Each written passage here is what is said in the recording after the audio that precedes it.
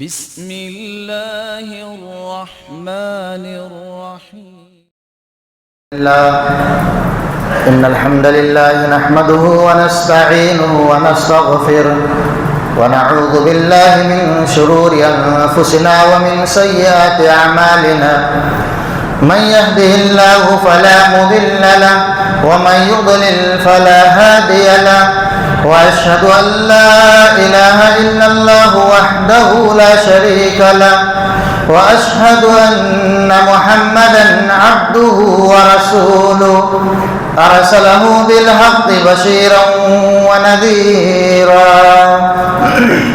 يا أيها الذين آمنوا اتقوا الله حق تقاته ولا تموتن إلا وأنتم مسلمون. يا أيها الناس اتقوا ربكم الذي خلقكم من نفس واحدة وخلق منها زوجها وبث منهما رجالا كثيرا ونساء. واتقوا الله الذي تساءلون به والأرحام إن الله كان عليكم رقيبا. يا أيها الذين آمنوا اتقوا الله وقولوا قولا سديدا يصلح لكم أعمالكم ويغفر لكم ذنوبكم ومن يطع الله ورسوله فقد فاز فوزا عظيما. أما بعد فإن خير الحديث كتاب الله وخير الهدي هدي محمد صلى الله عليه وسلم وشر الأمور محدثاتها وكل محدثة بدعة وكل بدعة ضلالة وكل ضلالة في النار. قال النبي صلى الله عليه وسلم في الحديث الطويل: إذا هم أحدكم بالأمر فليركع ركعتين من غير الفريضة. رب اشرح لي صدري ويسر لي أمري واحلل عقدة من لساني يفقهوا قولي. اللهم انفعني بما علمتني وعلمني ما ينفعني وزدني علما. حاضرین جمعہ، بزرگان دین، نوجوانان ملت اسلامیہ، خواتین اسلام، عزیز بچوں، ہر قسم کے حمد و ثنا، بزرگی، بڑائی، کبریائی اس اللہ رب العالمین کے لیے لائق و زیبا ہے جس اللہ رب العالمین کے فضل اور اس کے احسان سے اللہ رب العالمین نے ہمیں دین فطرت اور دین اسلام اپنانے کی توفیق عطا فرمائی ہے. بعدہ درود و سلام نازل ہو تمام انبیاء کرام پر، بالخصوص خاتم النبیین، رحمت للعالمین، سید الاولین والآخرین، احمد مجتبی محمد مصطفیٰ صلی اللہ علیہ وسلم پر. اللہم صلی وسلم وبارک علی عبدک ورسولک محمد وعلی آلہ وصحبہ اجمعین. حاضرین جمعہ، انسان کے مزاج اور انسان کے فطرت میں یہ چیز داخل ہے کہ وہ کئی ایسے معاملات میں غیب نہ جاننے کی وجہ سے، نتیجہ نہ جاننے کے نتیجے میں تردد میں رہتا ہے، شک اور شبہ میں رہتا ہے کہ کس کام کو اختیار کیا جائے اور کس کام کو چھوڑا جائے. شادی کے معاملات میں، لین دین کے معاملات میں انسان سوچنے پر مجبور ہو جاتا ہے، اس لیے کہ وہ نتیجہ دیکھنا چاہتا ہے، لیکن نتیجے کا اسے علم نہیں کہ اس شادی میں میرے لیے بھلائی ہے، خیر ہے، یا اس شادی میں میرے لیے نقصان ہے، اس معاملے میں میرے لیے بہتری ہے یا اس معاملے کو چھوڑنے میں بہتری ہے. اسی مزاج اور اسی فطرت کے مد نظر زمانے جاہلیت میں جاہلیت والے انسان، اس زمانے کے انسان کسی بھی کام کو شروع کرنے سے پہلے الگ الگ چیزوں کا سہارا لیا کرتے تھے۔ کچھ تو لوگ فال نکال کر قسمت معلوم کرنے، نتیجہ معلوم کرنے کی کوشش کیا کرتے تھے، اور کچھ پرندے کو اڑا کر کے کام کو شروع کرنا ہے یا کام کو شروع نہیں کرنا ہے، سفر میں جانا ہے یا سفر میں نہیں جانا ہے، پرندے کو اڑا کر فال نکالا کرتے تھے۔ وہی ایک طریقہ یہ بھی تھا جسے قرآن و سنت میں ازلام کہا گیا ہے کہ تیروں کے ذریعے سے تیروں پر الگ الگ قسم کے نام لکھتے، جو تیر اس نام کے ساتھ نکل جاتی پھر وہ کام کو شروع کرتے یا کام کو شروع نہیں کرتے تھے۔ لیکن شریعت اسلامیہ نے اس مزاج کو سمجھتے ہوئے، شریعت اسلامیہ نے، دین اسلام نے انسان کی فطرت کا خیال کرتے ہوئے، اس اہم چیز کو مد نظر رکھتے ہوئے کہ انسان یہ چاہتا ہے کہ میرے ساتھ خیر ہوگا یا اس معاملے میں شر ہوگا، اسے جان لیا جائے، اس تک پہنچنے کی کوشش کی جائے۔ اس اہم معاملے میں شریعت نے ہماری رہنمائی فرمائی ہے۔ اس معاملے کو جانچنے کے لیے شریعت نے ایک نماز اور ایک دعا کے اہتمام کی تاکید کی ہے۔ اس دعا اور اس صلاۃ کا نام ہے صلاۃ استخارہ یا دعائے استخارہ۔ یہ دعائے استخارہ اور صلاۃ استخارہ کیا ہے، اس کا معنی اور مفہوم کیا ہے، اور اس دعا کا تقاضا کیا ہے، چند اہم چیزیں میں صلاۃ استخارہ اور دعائے استخارہ کے تعلق سے آپ کے سامنے رکھوں گا۔ استخارہ کا مطلب خیر طلب کرنا، کسی بھی معاملے میں بھلائی کے لیے اللہ رب العالمین سے دعا کرنا، اسے استخارہ کہا جاتا ہے۔ صلاۃ استخارہ کا طریقہ کیا ہے یا دعائے استخارہ کا سنت سے کیا طریقہ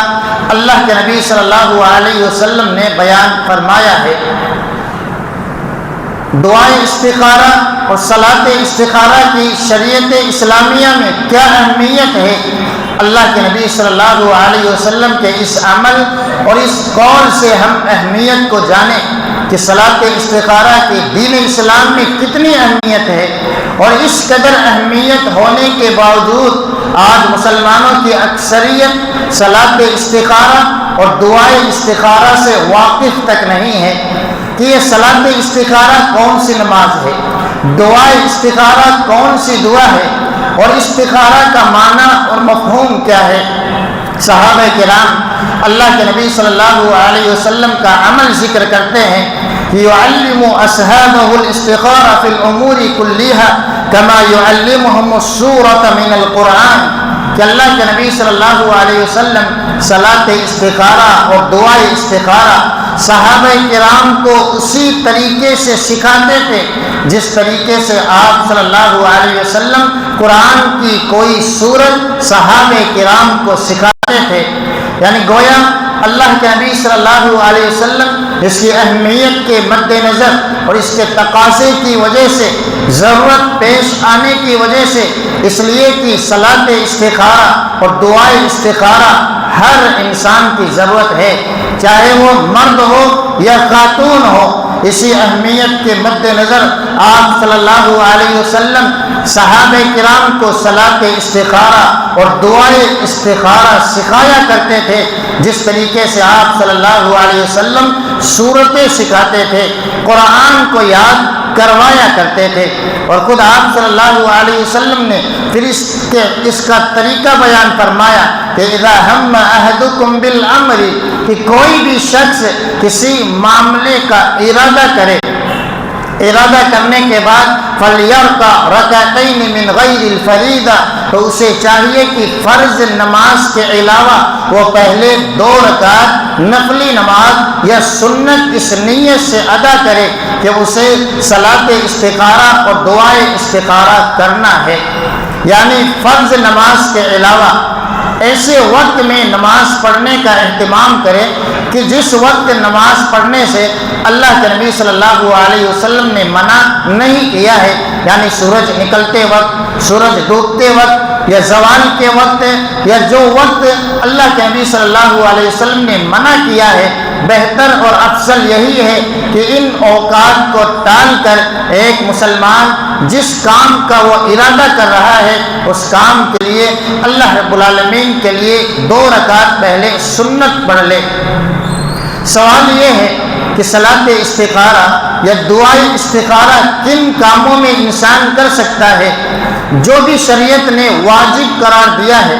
یا شریعت کی نگاہ میں جو کام حرام ہے، ان کاموں میں صلاۃ استخارہ نہیں کیا جاتا ہے، یعنی نماز واجب ہے،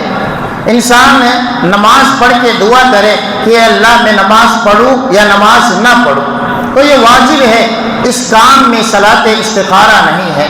اسی طریقے سے انسان کسی حرام کام کے چھوڑنے پر استخارہ کرے کہ اللہ شراب حرام ہے، زنا حرام ہے، میں اس کام کے قریب جاؤں یا اس کام کے قریب نہ جاؤں، اس میں صلاۃ استخارہ کی اور دعائے استخارہ کی گنجائش نہیں ہے۔ صلاۃ استخارہ اور دعائے استخارہ صرف مباح کام، یعنی جو کام جائز ہیں اور جن کاموں میں انسان کو شک ہو رہا ہو کہ میرے حق میں یہ کام بہتر ہوگا یا بہتر نہیں ہوگا، ان کاموں میں انسان صلاۃ استخارہ کا اہتمام کرے۔ مثلا کوئی شادی کرنے کے لیے رشتہ آیا ہوا ہے، اب انسان اس رشتے کے لیے اللہ رب العالمین سے دعا کرے، صلاۃ استخارہ ادا کرے اور اس دعا کے ذریعے سے اللہ رب العالمین سے خیر کا سوال کرے، کیا میں اس لڑکی سے یا اس لڑکے سے شادی کروں یا نکاح نہ کروں؟ اللہ رب العالمین میں نے فلاں کام کرنے کا، فلاں تجارت، فلاں دھندا، فلاں دکان کھولنے کا ارادہ کیا ہے، اس ارادہ کرنے کے بعد انسان جانتا نہیں کہ یہ دکان کھولنا، تجارت کرنا، شادی کرنا فلاں عورت سے میرے حق میں بہتر ہے یا میرے حق میں بہتر نہیں ہے، تو فَلْيَرْكَعْ رَكَعَتَيْنِ مِنْ غَيْرِ الْفَرِيضَةِ، تو انسان کو چاہیے کہ پہلے 2 رکعت اس نیت سے نفلی نماز یا سنت ادا کرے۔ تو جائز کاموں میں صرف صلاۃ استخارہ ہے، واجب کاموں میں اور حرام کاموں کے اختیار کرنے میں صلاۃ استخارہ کی تاکید نہیں ہے۔ صلاۃ استخارہ کسی ایک کام کے لیے، دعائے استخارہ کسی ایک کام کے لیے کیا زندگی میں صرف 1 مرتبہ کرے یا 2-3 مرتبہ یا بار بار کر سکتا ہے؟ اہل علم نے اس کی گنجائش دی ہے کہ اگر استخارہ کے بعد اس کے لیے معاملہ واضح نہیں ہو پا رہا ہے تو دوسری مرتبہ یا تیسری مرتبہ بھی وہ دعا کے طور پر صلاۃ استخارہ ادا کر سکتا ہے، جیسا کہ اہل علم نے اس جانب ایک واقعہ نقل کیا ہے عبداللہ ابن زبیر رضی اللہ عنہ کا، اس لیے کہ یہ دعا ہے اور اللہ کے نبی صلی اللہ علیہ وسلم دعا کرنے میں کبھی کبھار 3 مرتبہ اس کو دہرایا کرتے تھے، اس لیے اہل علم نے 3 مرتبہ گنجائش دی ہے کہ اگر بوقت ضرورت کبھی معاملات اتنے گنجلک اور پیچیدہ ہو جائے کہ سمجھ میں نہیں آ رہا کیا کیا جائے استخارہ کے بعد، تو دوسری مرتبہ یا تیسری مرتبہ اللہ رب العالمین سے استخارہ کر سکتا ہے۔ استخارہ کرنے کے بعد ابھی طریقہ اور دعا میں آپ کے سامنے رکھوں گا، اس سے پہلے یہ جان لے، یعنی اس اہتمام کے بعد، دعا کرنے کے بعد، استخارہ کی نماز کے بعد کیا سمٹم ہے، کیا نشانیاں اور علامتیں ہیں کہ وہ انسان کام کو جاری رکھے یا کام کو بند کر دے۔ اہل علم نے اس جانب کسی بھی چیز کی کوئی علامت کا ذکر نہیں کیا ہے۔ ہمارے یہاں جو مشہور ہے کہ استخارہ کرنے کے بعد خواب آنا ضروری ہے، خواب میں رہنمائی ہونی ضروری ہے، یا اللہ رب العالمین استخارہ کے بعد اس کے دل کو کشادہ کر دے، اس کے بعد وہ کام کو جاری رکھے۔ اہل علم کہتے ہیں کہ نماز کی ادائیگی کے بعد، دعا کے بعد انسان اپنے اس کام میں لگا رہے، اگر اس کے لیے خیر ہوگا تو اللہ رب العالمین اس کام کے لیے آسانیاں فراہم کرے گا، اور اگر اس کام میں اس کے لیے شر ہے، خیر اور بھلائی نہیں ہے تو اللہ رب العالمین ایسی رکاوٹیں پیدا کرے گا کہ انسان اس کام سے دور ہو جائے گا۔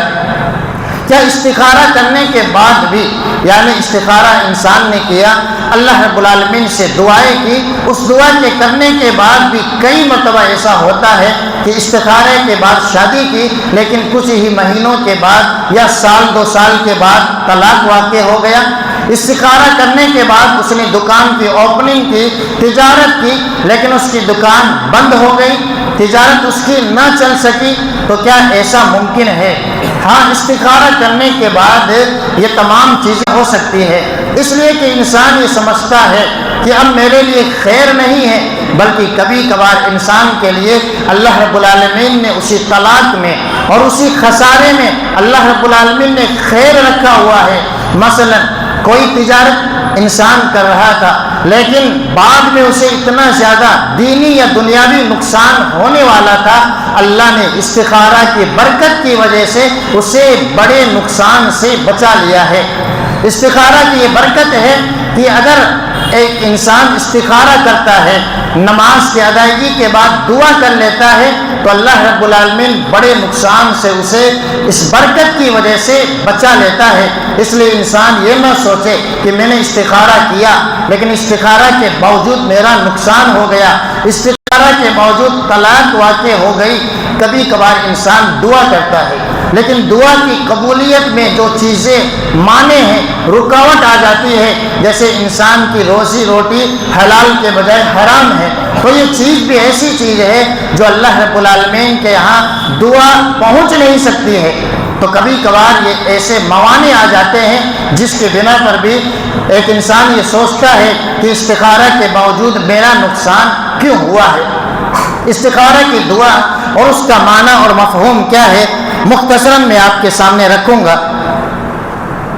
اللہ کے نبی صلی اللہ علیہ وسلم نے استخارہ کی دعا امت تک پہنچائی ہے، بلکہ آپ صلی اللہ علیہ وسلم دعائے استخارہ صحابہ کرام کو یاد کروایا کرتے تھے، سکھایا کرتے تھے۔ آج ہماری اکثریت نہ تو دعائے استخارہ سے واقف ہے اور نہ ہی یاد ہے، جبکہ زندگی کے ہر موڑ میں اس کی ضرورت ہے۔ آپ تجارت کریں، آپ شادی کریں، لین دین کے معاملات کریں، آپ کہیں جوائن ہونا چاہتے ہیں، آپ کہیں کاروبار کرنا چاہتے ہیں، تجارت کر رہے ہیں، ہر موڑ میں ہم اور آپ کو اس کی سخت ضرورت ہے۔ کن الفاظ کے ساتھ اللہ کے نبی صلی اللہ علیہ وسلم 2 رکعت نماز کی ادائیگی کے بعد دعا کے جو آداب اور طریقے بتائے گئے ہیں کہ پہلے اللہ کی حمد و ثنا بیان کریں، رسول صلی اللہ علیہ وسلم پر درود پڑھیں، اس کے بعد اس دعا کا اہتمام کریں۔ اگر کسی کو یاد نہیں ہے اور وہ استخارہ کرنا چاہتا ہے تو اہل علم نے اس بات کی اجازت دی ہے کہ وہ کتاب دیکھ کر کے دعا کر لے، یا موبائل میں آج کل وہ دعا محفوظ ہے، اس دعا کے ذریعے سے استخارہ کی دعا پڑھ سکتا ہے۔ بہتر اور افضل یہی ہے کہ دعا یاد کرنے کی کوشش کرے، اس لیے کہ ہر موڑ پر اس کی ضرورت ہے۔ اللہ کے نبی صلی اللہ علیہ وسلم کن الفاظ کے ساتھ دعا کرتے تھے، ایک مرتبہ میں اس دعا کو اور اس کا معنی اور مفہوم مختصر آپ کے سامنے رکھوں گا۔ آپ صلی اللہ علیہ وسلم دعا کی شروعات کرتے، اللہم انی استخیرک بعلمک، کہ اے اللہ میں تیرے علم کے حوالہ دے کر کے دعا کرتا ہوں، میں خیر کو طلب کرتا ہوں۔ یہاں اللہ کے علم کا حوالہ دیا گیا ہے، اس لیے کہ اللہ بہتر جانتا ہے ہمارے حق میں کیا بہتر ہے۔ اس لیے بندہ یہ کہتا ہے اللہم انی استخیرک بعلمک، اے اللہ تیرے علم کے ذریعے سے میں خیر کو چاہتا ہوں، خیر کی دعا کرتا ہوں، واستقدرک بقدرتک،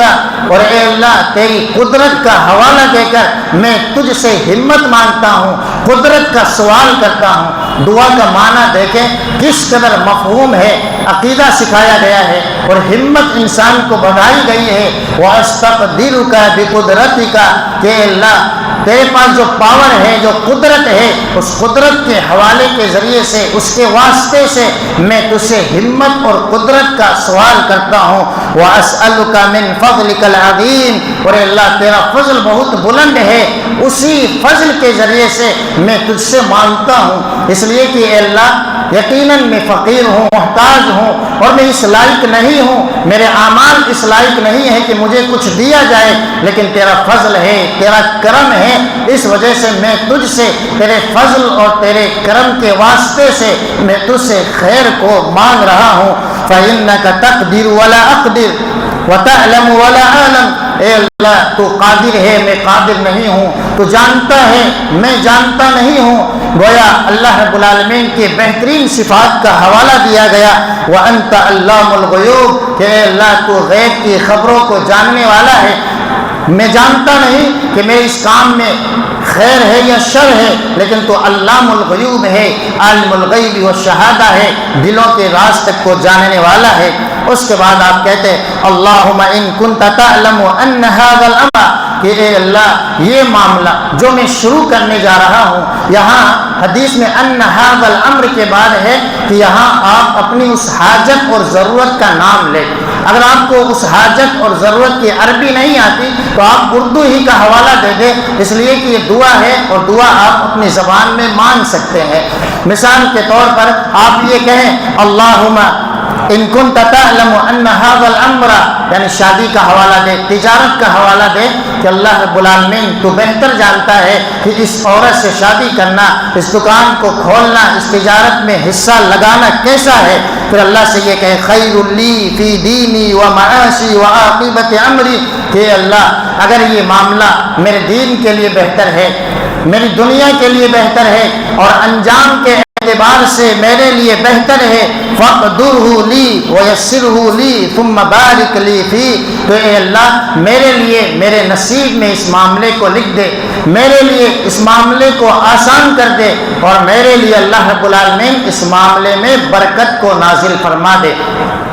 پھر اس کے بعد بندہ یہ کہتا ہے وَإِن كُنْتَ تَعْلَمُ أَنَّ هَذَا الْأَمْرَ شَرٌّ لِّي فِي دِينِي وَمَعَاشِي وَعَاقِبَةِ أَمْرِي، اس نام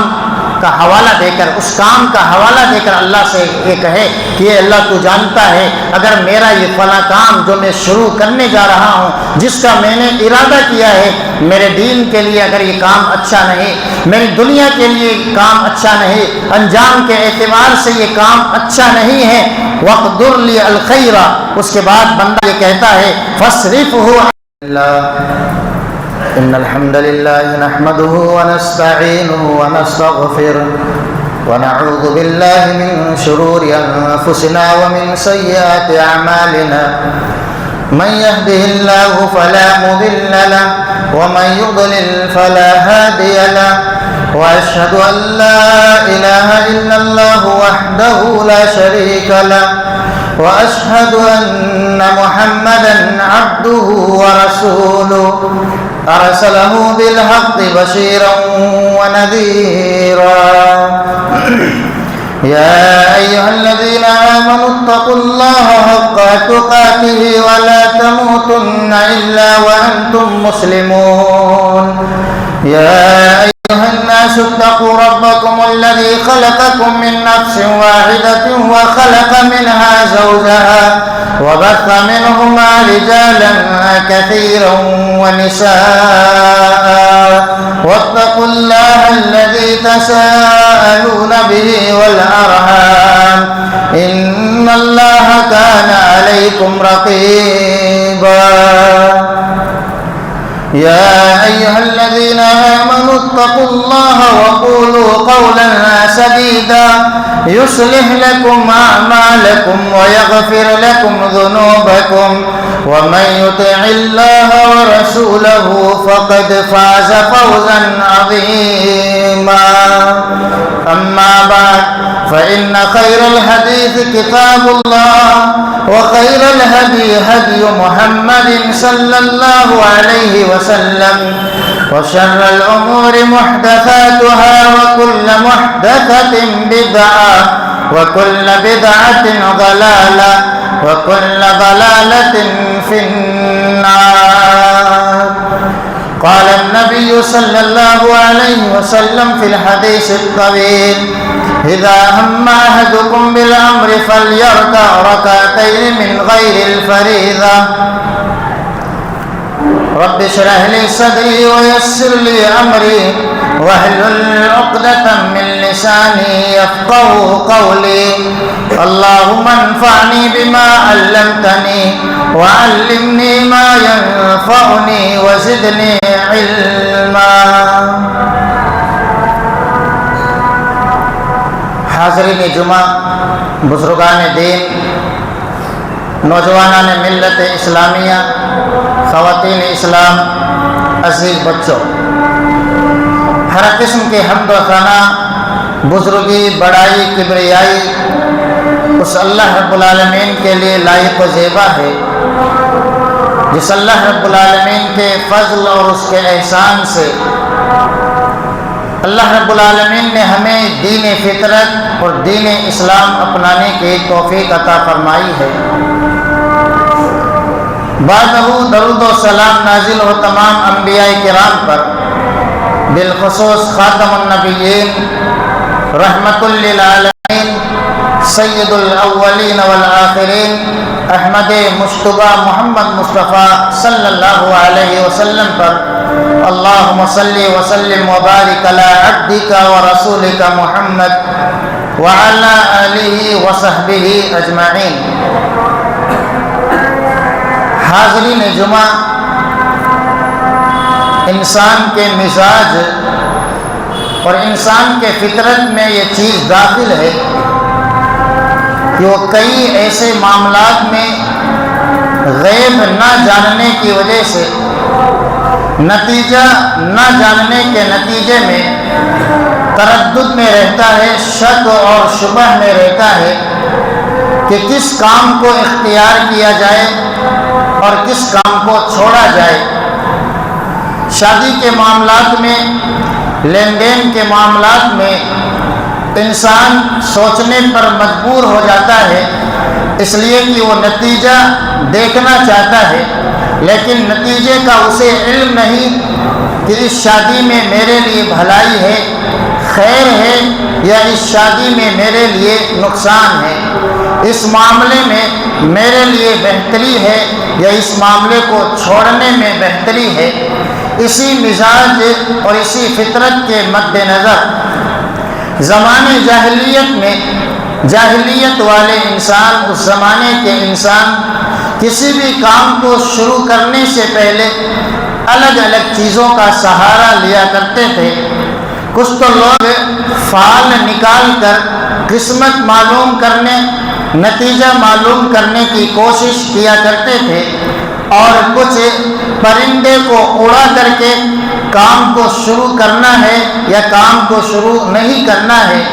سفر میں جانا ہے یا سفر میں نہیں جانا ہے، پرندے کو اڑا کر فال نکالا کرتے تھے۔ وہی ایک طریقہ یہ بھی تھا جسے قرآن و سنت میں ازلام کہا گیا ہے کہ تیروں کے ذریعے سے تیروں پر الگ الگ قسم کے نام لکھتے، جو تیر اس نام کے ساتھ نکل جاتی پھر وہ کام کو شروع کرتے یا کام کو شروع نہیں کرتے تھے۔ لیکن شریعت اسلامیہ نے اس مزاج کو سمجھتے ہوئے، شریعت اسلامیہ نے، دین اسلام نے انسان کی فطرت کا خیال کرتے ہوئے، اس اہم چیز کو مد نظر رکھتے ہوئے کہ انسان یہ چاہتا ہے کہ میرے ساتھ خیر ہوگا یا اس معاملے میں شر ہوگا، اسے جان لیا جائے، اس تک پہنچنے کی کوشش کی جائے۔ اس اہم معاملے میں شریعت نے ہماری رہنمائی فرمائی ہے۔ اس معاملے کو جانچنے کے لیے شریعت نے ایک نماز اور ایک دعا کے اہتمام کی تاکید کی ہے۔ اس دعا اور اس صلاۃ کا نام ہے صلاۃ استخارہ یا دعائے استخارہ۔ یہ دعائے استخارہ اور صلاۃ استخارہ کیا ہے، اس کا معنی اور مفہوم کیا ہے، اور اس دعا کا تقاضا کیا ہے، چند اہم چیزیں میں صلاۃ استخارہ اور دعائے استخارہ کے تعلق سے آپ کے سامنے رکھوں گا۔ استخارہ کا مطلب خیر طلب کرنا، کسی بھی معاملے میں بھلائی کے لیے اللہ رب العالمین سے دعا کرنا، اسے استخارہ کہا جاتا ہے۔ صلاۃ استخارہ کا طریقہ کیا ہے؟ یا دعائے استخارہ کا سنت سے کیا طریقہ اللہ کے نبی صلی اللہ علیہ وسلم نے بیان فرمایا ہے۔ دعائے استخارہ اور صلاۃ استخارہ کی شریعت اسلامیہ میں کیا اہمیت ہے، اللہ کے نبی صلی اللہ علیہ وسلم کے اس عمل اور اس قول سے ہم اہمیت کو جانیں کہ صلاۃ استخارہ کی دین اسلام میں کتنی اہمیت ہے، اور اس قدر اہمیت ہونے کے باوجود آج مسلمانوں کی اکثریت صلاۃ استخارہ اور دعائے استخارہ سے واقف تک نہیں ہے کہ یہ صلاۃ استخارہ کون سی نماز ہے، دعائے استخارہ کون سی دعا ہے، اور استخارہ کا معنی اور مفہوم کیا ہے۔ صحابہ کرام اللہ کے نبی صلی اللہ علیہ وسلم کا عمل ذکر کرتے ہیں کہ يعلم اصحابه الاستخارہ فی الامور كلها كما يعلمهم السورة من القرآن، کہ اللہ کے نبی صلی اللہ علیہ وسلم صلاۃ استخارہ اور دعائے استخارہ صحابہ کرام کو اسی طریقے سے سکھاتے تھے جس طریقے سے آپ صلی اللہ علیہ وسلم قرآن کی کوئی سورت صحابہ کرام کو سکھاتے تھے۔ یعنی گویا اللہ کے نبی صلی اللہ علیہ وسلم اس کی اہمیت کے مد نظر اور اس کے تقاضے کی وجہ سے، ضرورت پیش آنے کی وجہ سے، اس لیے کہ صلاۃ استخارہ اور دعائے استخارہ ہر انسان کی ضرورت ہے،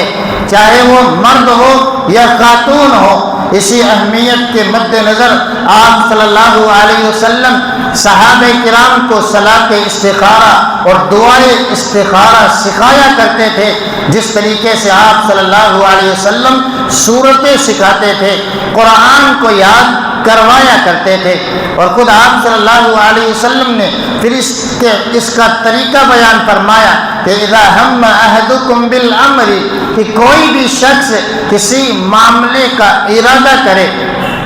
ارادہ کرنے کے بعد فلیرکع رکعتین من غیر الفریضہ، تو اسے چاہیے کہ فرض نماز کے علاوہ وہ پہلے 2 رکعت نفلی نماز یا سنت اس نیت سے ادا کرے کہ اسے صلاۃ استخارہ اور دعائے استخارہ کرنا ہے۔ یعنی فرض نماز کے علاوہ ایسے وقت میں نماز پڑھنے کا اہتمام کرے کہ جس وقت نماز پڑھنے سے اللہ کے نبی صلی اللہ علیہ وسلم نے منع نہیں کیا ہے، یعنی سورج نکلتے وقت، سورج ڈوبتے وقت، یا زوال کے وقت، یا جو وقت اللہ کے نبی صلی اللہ علیہ وسلم نے منع کیا ہے، بہتر اور افضل یہی ہے کہ ان اوقات کو ٹال کر ایک مسلمان جس کام کا وہ ارادہ کر رہا ہے اس کام کے لیے اللہ رب العالمین کے لیے 2 رکعت پہلے سنت پڑھ لے۔ سوال یہ ہے کہ صلاۃ استخارہ یا دعائے استخارہ کن کاموں میں انسان کر سکتا ہے؟ جو بھی شریعت نے واجب قرار دیا ہے یا شریعت کی نگاہ میں جو کام حرام ہے، ان کاموں میں صلاۃ استخارہ نہیں کیا جاتا ہے۔ یعنی نماز واجب ہے، انسان نماز پڑھ کے دعا کرے کہ اللہ میں نماز پڑھوں یا نماز نہ پڑھوں، تو یہ واجب ہے، اس کام میں صلاۃ استخارہ نہیں ہے۔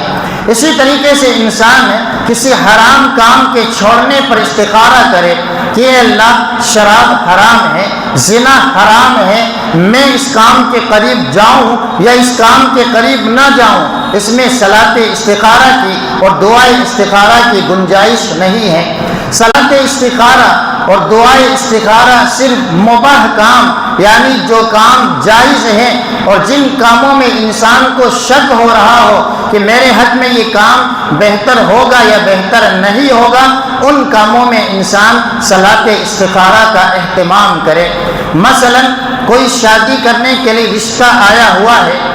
اب انسان اس رشتے کے لیے اللہ رب العالمین سے دعا کرے، صلاۃ استخارہ ادا کرے، اور اس دعا کے ذریعے سے اللہ رب العالمین سے خیر کا سوال کرے، کیا میں اس لڑکی سے یا اس لڑکے سے شادی کروں یا نکاح نہ کروں۔ اللہ رب العالمین میں نے فلاں کام کرنے کا، فلاں تجارت، فلاں دھندا، فلاں دکان کھولنے کا ارادہ کیا ہے، اس ارادہ کرنے کے بعد بعد انسان جانتا نہیں کہ یہ دکان کھولنا، تجارت کرنا، شادی کرنا فلاں عورت سے میرے حق میں بہتر ہے یا میرے حق میں بہتر نہیں ہے، تو فَلْيَرْكَعْ رَكْعَتَيْنِ مِنْ غَيْرِ الْفَرِيضَةِ، تو انسان کو چاہیے کہ پہلے 2 رکعت اس نیت سے نفلی نماز یا سنت ادا کرے۔ تو جائز کاموں میں صرف صلاۃ استخارہ ہے، واجب کاموں میں اور حرام کاموں کے اختیار کرنے میں صلاۃ استخارہ کی تاکید نہیں ہے۔ صلاۃ استخارہ کسی ایک کام کے لیے، دعائے استخارہ کسی ایک کام کے لیے کیا زندگی میں صرف ایک مرتبہ کرے یا 2-3 مرتبہ یا بار بار کر سکتا ہے؟ اہل علم نے اس کی گنجائش دی ہے کہ اگر استخارہ کے بعد اس کے لیے معاملہ واضح نہیں ہو پا رہا ہے تو دوسری مرتبہ یا تیسری مرتبہ بھی وہ دعا کے طور پر صلاۃ استخارہ ادا کر سکتا ہے، جیسا کہ اہل علم نے اس جانب ایک واقعہ نقل کیا ہے عبداللہ ابن زبیر رضی اللہ عنہ کا،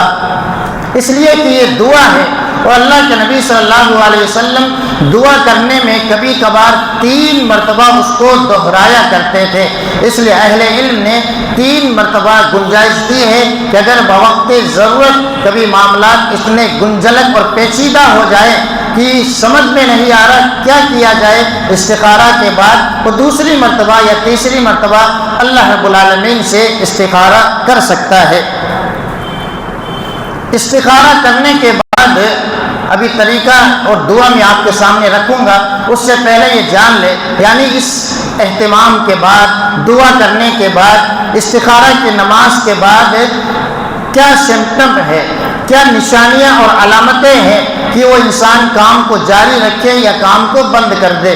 اہل علم نے اس جانب کسی بھی چیز کی کوئی علامت کا ذکر نہیں کیا ہے۔ ہمارے یہاں جو مشہور ہے کہ استخارہ کرنے کے بعد خواب آنا ضروری ہے، خواب میں رہنمائی ہونی ضروری ہے، یا اللہ رب العالمین استخارہ کے بعد اس کے دل کو کشادہ کر دے، اس کے بعد وہ کام کو جاری رکھے۔ اہل علم کہتے ہیں کہ نماز کی ادائیگی کے بعد، دعا کے بعد انسان اپنے اس کام میں لگا رہے، اگر اس کے لیے خیر ہوگا تو اللہ رب العالمین اس کام کے لیے آسانیاں فراہم کرے گا، اور اگر اس کام میں اس کے لیے شر ہے، خیر اور بھلائی نہیں ہے تو اللہ رب العالمین ایسی رکاوٹیں پیدا کرے گا کہ انسان اس کام سے دور ہو جائے گا۔ کیا استخارہ کرنے کے بعد بھی، یعنی استخارہ انسان نے کیا، اللہ رب العالمین سے دعائیں کی، اس دعا کے کرنے کے بعد بھی کئی مرتبہ ایسا ہوتا ہے کہ استخارے کے بعد شادی کی لیکن کچھ ہی مہینوں کے بعد یا 1-2 سال کے بعد طلاق واقع ہو گیا۔ استخارہ کرنے کے بعد اس نے دکان کی اوپننگ کی، تجارت کی، لیکن اس کی دکان بند ہو گئی، تجارت اس کی نہ چل سکی، تو کیا ایسا ممکن ہے؟ ہاں، استخارہ کرنے کے بعد اللہ کے دین کی دعوت اور لوگوں تک پہنچانے کے لیے اس ویڈیو کو ضرور لائک، شیئر، کمنٹ اور سبسکرائب